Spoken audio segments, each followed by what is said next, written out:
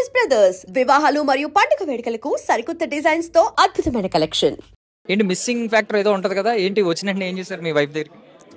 చెప్పాక కౌగులించుకున్నా, గట్టిగా ఇలా కౌగులించు, చేతి ఎప్పుడుతున్నా కూడా కౌగులించుకుని అర్థం చేసుకోమన్న ఫీలింగ్ అంతే. ఓకే, సో ఇప్పుడైతే సెన్స్ ఆఫ్ హ్యూమర్ పడిపడి నవ్వారు అందరూ. ఎందుకు హౌస్లో ఎందుకు ఈ యాంగిల్ చూపించలేదు ఎక్కువగా? హౌస్ అనేది అక్కడ ఎన్విరాన్మెంట్ వేరుగా ఉంటుంది, అక్కడ కాంపిటీషన్ వేరుగా ఉంటుంది. ప్రతి ఒక్కరు ఇంకోళ్ళు ఓడించాలి, నామినేట్ చేయాలనే ఫ్యాక్టరీ ఉంటుంది. అవునా? ఏ మాట మాట్లాడినా కూడా రాంగ్ నెరేటివ్ సెట్ చేద్దాం, ఆ పాయింట్లో నామినేట్ చేద్దాం అని ఉంటుంది. జెన్యున్గా ఈ పాయింట్స్ వ్యాలిడ్ పాయింట్ మీద నామినేట్ చేద్దాం అని ఉండదు. అరే నువ్వు డోర్ తీసి లోపల పైన కింద చూసావు కూడా నామినేట్ చేశారు, నువ్వు వెళ్తుంటే నాతో మాట్లాడలేదు, నువ్వు నాతో ర్యాపో లేదని మాట్లాడి ఇలాంటి పుల్కా రీజన్స్తో నామినేట్ చేస్తారు. అంటే ఎదుటి ఎలాగో ఓడించాలి. సో ఇలా ఉన్న వాతావరణంలో అక్కడ ఏంటి కాంపిటీషన్ కాబట్టి ఆ హ్యూమర్ అనే ఎలిమెంట్ ఇనీషియల్గా ట్రై చేశాను. కానీ చూసారు కదా మీరు, ఒక క్యారెక్టర్ అసాసినేషన్ వరకు వెళ్ళిపోతుంటే ఎవరి దేవుడా ఇలా కాదరా బాబు, నవ్వుతే నవ్వుల పాలు అయిపోతున్నాం. ఇందాక మీకు చెప్పాను కదా, సో నార్మల్ పాలే ఇష్టం లేదు, నవ్వుల పాలు నేను యాక్సెప్ట్ చేయను. కాబట్టి నాలో ఆ శివుడు యాంగిల్ మాత్రమే చూపించా తప్ప ఈ కృష్ణలీలలో ఇవన్నీ ఎక్కువ చూపించడానికి స్కోప్ దొరకలేదు. ఆ రెడ్ ఫ్లవర్ ఎఫెక్ట్ కూడా ఉందా దీని వెనక? అరే ఆబ్వియస్గా నేను నిజంగా అనుంటే నేను ఇంత బాధపడేవాడు కాదు. ఎవరో ఏదో మాట్లాడుతుంటే నీ ట్రాన్స్లేటర్ కొరియర్ బాయ్లా పనిచేయడం వల్ల అది ప్రాబ్లం అయిపోయింది. సో ఇప్పుడు హెయిర్ అయితే గ్రో అవుతుంది. నిజంగానే ఎవ్రీ వీక్ చేసుకునేవారంటే ఖచ్చితంగా గుండు కోసం ఉన్న రోజులు గుండు ఉండాలని చెప్పారు కదా? అంటే అలా అని కాదు. యాక్చువల్ నాకు ఏం చెప్పారంటే అగ్ని పరీక్షలో చేసిన తర్వాత షో ఫార్మాట్ కంటిన్యూటీ కనబడాలి కాబట్టి మళ్ళీ ఫైనల్ ఎపిసోడ్ అప్పుడు మళ్ళీ ఇంకోసారి చేయమన్నారు, క్లీన్గా స్క్రీన్ మీద కావాలని. దాని తర్వాత మళ్ళీ షోలో వచ్చినప్పుడు కంటిన్యూటీ ఉండాలి కదా, మళ్ళీ ఇంకోసారి చెప్పారు. పద్దగా చేస్తుంటే మా వైఫ్ ఏమో ఈయన బయోటిన్ లడ్డూలు అవన్నీ చేస్తుంటే వస్తుంది పీకుతున్నా చెకాకు వచ్చి పోతే పోయింది అనుకున్నా. కానీ లేదు, షో పట్ల నాకున్న అభిమానం ఏదైతే ఉందో. తర్వాత డైస్ మీద వచ్చినప్పుడు సార్ ఇలా కంటిన్యూ చేస్తారన్నట్టు సార్ అలా అనుకున్నారు. తప్పకుండా సార్, నేను మాట తప్పే మనిషిని కాదు, మెయింటైన్ చేయాలప్పుడు మెయింటైన్ చేస్తాను. కానీ నాకు ఆర్గనైజర్ చెప్పారు యూ కెన్ గ్రో అని, ఇట్స్ గ్రోయింగ్ అంతే. బజ్ ప్రోమో వచ్చింది, అందులో కూడా కంప్లీట్ గా కార్నర్ చేసిన ఒక మాట, నేను ఇదే కంటిన్యూ చేస్తుంటే మనీష్ ఎవరు హరీష్ ఎవరో తెలిసేది కాదు. సో కొంచెం మెయింటైన్ చేస్తే బాగుంటుందని హెయిర్ పెంచుతున్నాం మొదలు పెట్టారు. నెక్స్ట్ సో బేసికల్లీ మీరు స్ట్రాంగ్ కంటెస్టెంట్ అని ఫస్ట్ నుంచి ఉందే ఒపీనియన్. ఇప్పుడైతే బయటకు వచ్చారు, కానీ రీజన్స్ మేబీ వేరే అయి ఉండొచ్చు. మీకు ఏమన్నా కొంచెం ఈ ఎవిక్షన్ మీద ఏమన్నా డౌట్ ఏమన్నా ఉందా? కంప్లీట్ ప్రజల చేతుల్లోనే ఉందని ఫీల్ అవుతుంది. అది చెప్పలేను కాదు కదండి, నేను దేవుని కాదు కదా. డౌట్ ఉందా అని అడుగుతున్నా జస్ట్. డౌట్ అంటే చాలా మంది డౌట్ ఎక్స్ప్రెస్ చేస్తున్నారు. బట్ నాకు ఒక ఫార్మాట్ ఇచ్చిన ఒక షో ఏదైతే ఉందో, నేను బాగున్నప్పుడు దాన్ని మెచ్చుకొని పొగిడేసేసి పైకి ఎత్తేసేసి తర్వాత నేను బయటకు వచ్చేసినాక దాన్ని తప్పంటాం అంత కరెక్ట్ కాదని నేను అనుకుంటా. కాబట్టి నిజాలు అనేది జనం చూసే వాళ్ళకి అర్థం అవుతుంటుంది. సో ఐ కెనాట్ సే ఏది రైట్ రాంగ్ అని నేను చెప్పలేను కదా, అంతే. అంటే గుడ్ థింగ్ ఏంటంటే మీరు అందరితో ఆర్గ్యూ చేస్తున్నారు, ఓకే. అంటే మేబీ ఆర్గ్యూ చేయడం ఓకే, బట్ ఈవెన్ దో అక్కడ నాగార్జున గారు ఉన్నా కూడా అదే ఆర్గ్యుమెంట్ కంటిన్యూ చేశారు కాబట్టి నాకు అక్కడ నచ్చింది. అంటే కొంతమంది ఎంతైనా హైరార్కీ పెరిగే కొద్దీ ఆగిపోతారు, మీరు అక్కడ ఆగలేదు. ఈవెన్ దో బిగ్ బాస్ మనిషి అయ్యి వచ్చినా అలాగే మాట్లాడేవారు. మేబీ కోట్లు ఆశిస్తానా మా తాతగారు, మా ఫాదరు జన్మనిచ్చిన సినిమా డైలాగ్ అంటారు కదా, ఇప్పుడు మారానుకో మా ఫాదర్ ఫీల్ అవుతారు కదా, చనిపోయిన మా తాతగారు ఫీల్ అవుతారు కదా. కాబట్టి మనకు మనలా ఉండాలి. దేవుడు వచ్చినా కూడా మనకి ఏదైనా చెప్పాలనుకున్నప్పుడు నేను కొండ బదులు కొట్టి చెప్పగలిగే ధైర్యం ఉండాలి. ఉపకారం తింటున్నాం కదా, బట్ ఏంటంటే విత్ డ్యూ రెస్పెక్ట్. నాగార్జున గారు అంటే ఆయన పెద్ద ఆయన కాబట్టి ఆయనకు ఇవ్వాల్సిన మర్యాద ఇస్తూ మనం చెప్పాల్సిన పాయింట్స్ పెట్టే విధానం మార్చుకుని పెట్టడం, అంతే సింపుల్. అదే చేస్తాను.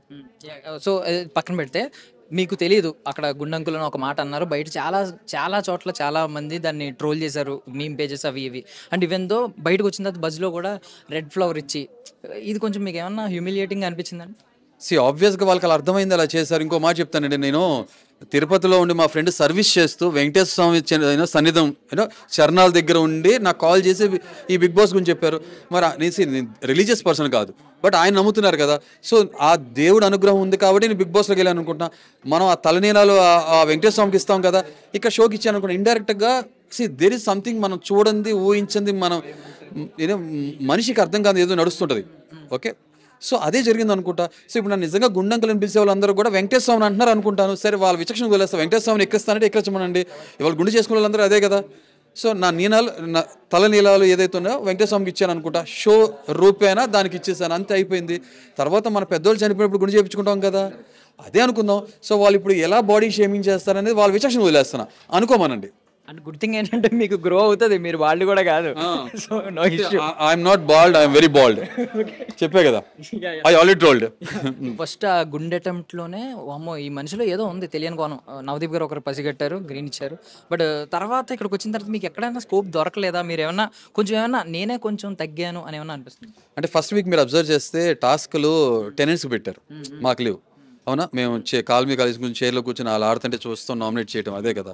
సెకండ్ వీక్ వచ్చేప్పుడు నాకు ఇలాగ ఈ ఏదైతే ముద్ర పడిందో దానివల్ల నేను సెట్ బ్యాక్. తర్వాత మళ్ళీ టాస్క్ వచ్చేప్పుడు నిదానంగా పుంజుకుంటాం. తర్వాత కొంచెం హెల్త్ సంబంధించి కొంచెం చిన్న ఇష్యూస్ ఉంటాం, ఇంతే తప్ప ఏమో ముందు నేను నిజం చెప్తున్నా, ఓనర్ నన్ను చేశారు, నిజంగా ఉండుంటే వేరే రకంగా ఉండేదేమో. ఆ కంచుకోట ఏదైతే ఉందో ఆ ఓనర్స్ మధ్యలో కూర్చుని ఆటోమేటిక్గా మూల నుంచి సెంటర్లోకి వచ్చి వేరే రకంగా ఉండేదేమో. అంటే బయట బజ్ మీకు తెలియదు కాబట్టి నేను ఒక ఇద్దరు పేర్లు చెప్తాను. వాళ్ళిద్దరికి తనుజ గారు ముందు నుంచి ఉన్నారు కాబట్టి ఆవిడ బజ్ ఉంది. సుమన్ శెట్టి గారు కూడా చాలా పాజిటివిటీ ఉంది బయట. మీరు ఏం చెప్తారు వాళ్ళిద్దరి గురించి? నేను ఆల్రెడీ చెప్పేసా కదా, తనుజ గారు వెరీ ఎమోషనల్ పర్సన్, కొంచెం ఓర్పు సహనం తక్కువ, తొందరగా చికాకు విసుకు ప్రకటించేస్తుంటారు. కొంత నా ఫేస్ కూడా అలాగే ఉంటుంది, అలాగే ఉంది. సో కొంత ఐడెంటికల్గా మ్యాచ్ అవుతుంది. అయితే కొంచెం ఏంటంటే నేను నా ఓటమి ఏదైతే ఉందో నేను చాలా స్పోర్టివ్గా తీసుకుంటా కొన్ని విషయాలు. ఆవిడ కొన్ని విషయాలు తీసుకోలేరు, ప్రతిదానికి కూడా ఇది కొంత ఎమోషనల్ అయిపోతారు. అదొకటి తనుజ గారి దాంట్లో నేను నోటీస్ చేసింది. అలాగే సుమన్ శెట్టి గారి విషయంకి వచ్చేప్పుడు చెప్పా కదా, నా మిత్రమా అని చెప్పి నేను పిలిచా. Okay, I really mean it, ఇవాళ కూడా ఇప్పుడు కూడా. బట్ ఆయనలో మనం ఏం మాట్లాడితే మనకి నెగిటివ్ అయిపోతుంది అన్నట్టు కొంత సేఫ్ ఒపీనియన్ ప్రజెంట్ చేయకుండా ఉంటాం. అదొకటి మాత్రం నేను ఆయన మీద ఉన్న కంప్లైంట్, అదొకటి మార్చుకుంటే బాగుంటుందని ఆశిస్తున్నాను, అంతే సార్. మీరు మాస్క్ మ్యాన్ కింద ఎంటర్ అయ్యారు కానీ ఒరిజినల్గా ఇంకా మాస్క్ క్యారీ చేస్తున్నారని ఒకరి పేరు చెప్పండి. చాలామంది మాస్క్ క్యారీ చేస్తున్నారు, అదే చెప్పే కదా, ఇమాన్యుయల్, భరణ్ని, ఓకే, సంజన, లేనిపోయింది క్రియేట్ చేస్తూ ఒకటి చేస్తున్నారు, కంటెంట్ కోసం కనపడటం కోసం చేస్తున్నారు అని నాకు అనిపిస్తుంది.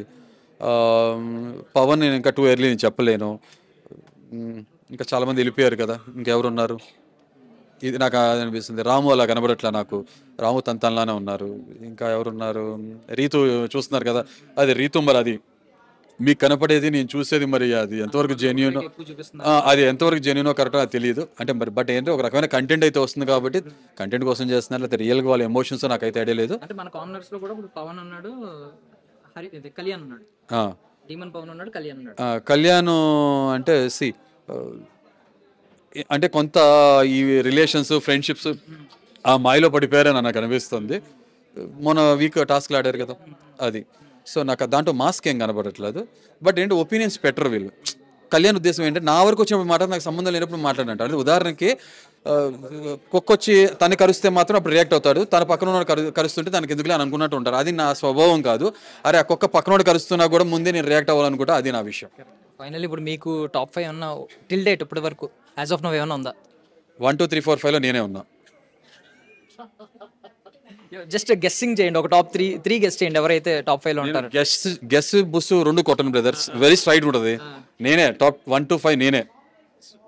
ఓకే, రీఎంట్రీ మళ్ళీ ఒకవేళ ఏమన్నా వైల్డ్ కార్డ్ లో పిలిస్తే? వైల్డ్ పర్సన్ కాబట్టి వెళ్తాను. కార్డ్ ఇస్తే అక్కడ కార్డ్స్ ప్యాక్ ఆడదాం, నేను ఆయన అన్నట్టు ఆడదాం అంతే. థ్యాంక్ యూ అండి, thank you so much for your valuable time.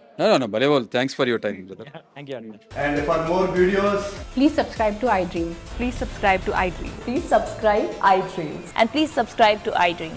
For more videos, subscribe to iDream. please like, share and subscribe to the channel. Congratulations, iDream. Subscribe to iDream. Subscribe to iDream. So subscribe to iDream Media. iDream ki iDream team andarki huge congratulations. Please subscribe iDream Media. Please subscribe to iDream. Subscribe iDream. Please subscribe to iDream. iDream అంటే నా కళల channel subscribe చేసుకున్న నోరు తిరుగుతలేదు, మీరైతే గంట గుర్తు కొట్టండి. For more such videos, please subscribe to iDream. Subscribe to iDream. Please subscribe to iDream. Please subscribe iDream Media. Please do subscribe to iDream. Please subscribe to iDream Media. For best entertainment and information, please subscribe iDream. And don't forget to subscribe to iDream.